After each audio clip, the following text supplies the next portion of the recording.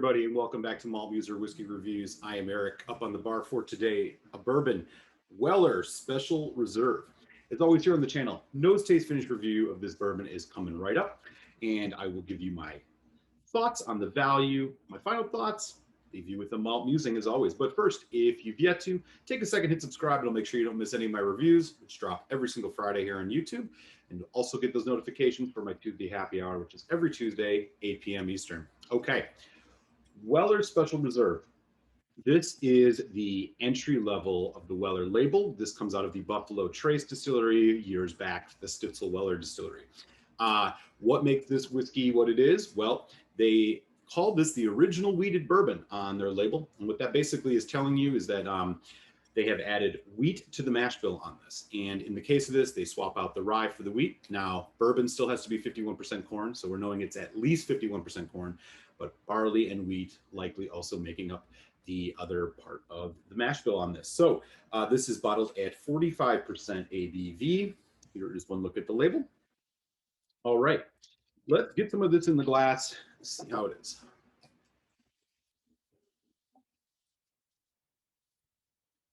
Right. Here is the color you are looking at. Nice. Dark. Since it's a bourbon, we know that this is a natural color. It does not mention anything on here about chill filtration, so it's possible that this is chill filtered. All right. Yeah. Okay. On the nose.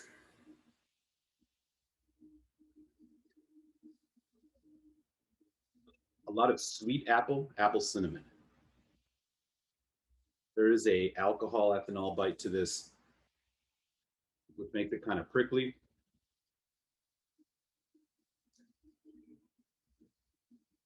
Yeah, maybe light caramel too, but a lot of just apple cinnamon, maybe a little bit of a honey biscuity note in this.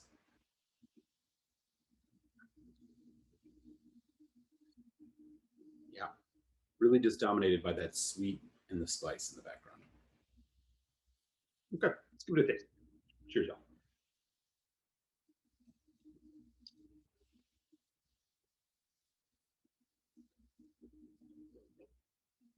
Arrives pretty creamy and smooth.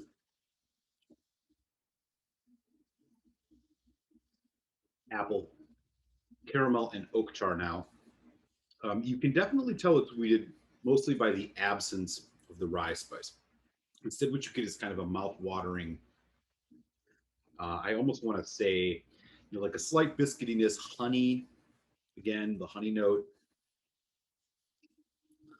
It's a slight spice to it, but it is a much more calm whiskey than something that's got some rye in it. Bit of an alcohol bite on the just end of the development here, going into a medium finish. Short to short, I'd say short medium. We're left with just kind of faint notes of cinnamon, ground cinnamon, apple, maybe even a little bit of pear. And honestly, a little bit of a cherry note too. All right, 45% ABV. Let's drop just a little bit of water on this, see what else we get out of the Weller. Okay.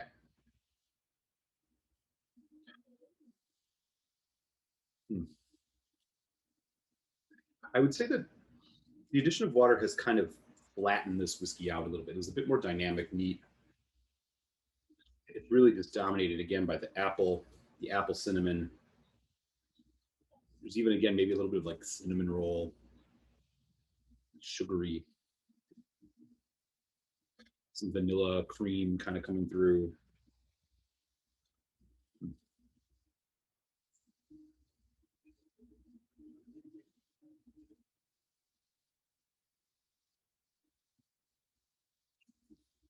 Again, very relaxed.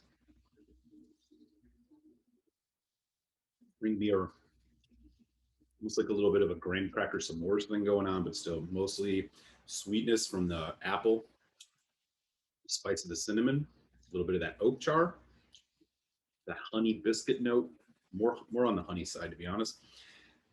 Yeah, finishes a little longer this time, getting a little bit of a dark chocolate note, and a slight bite on that alcohol. All right. So, bottle of Weller Special Reserve. In days before the bourbon boom, this was a bottom shelf $20 bottle, $25 bottle of bourbon. Nowadays, you could be paying a lot more. The bourbon craze has chosen Weller as one of its kind of most coveted bottles. This, along with their OWA, the antique, and the 12-year-old Weller, are mostly secondary market purchases at this point, unless you live in a state that just somehow gets a lot of the Weller. If you see it on a shelf, you could see it anywhere from around $30 to $50, perhaps a little bit more than that. Secondary markets, you're looking at 80 to 100 for something like this. I think even at that $40 to $50, you're reaching. So I'm actually going to give this a low value. We'll see if in a few years that changes. But for now, yeah, I'm going to put this on the low value side of things. So, okay, final thoughts here at Weller Special Reserve. So, known as the poor man's Pappy, does this really live up to the hype? I would say the answer for a lot of bourbon fans is not really. I do understand why some folks really gravitate towards this, the sweetness, the quote unquote smoothness, all of that. This is a great pour for somebody just getting into bourbon, as it's not going to really challenge them in any major ways with any types of spice or heavy char or anything like that. But outside of that, this is just a very kind of easy sipping bourbon with not a lot of bells and whistles, not a lot of flash, not a lot of substance, and definitely not worth the price most folks will have to pay for it.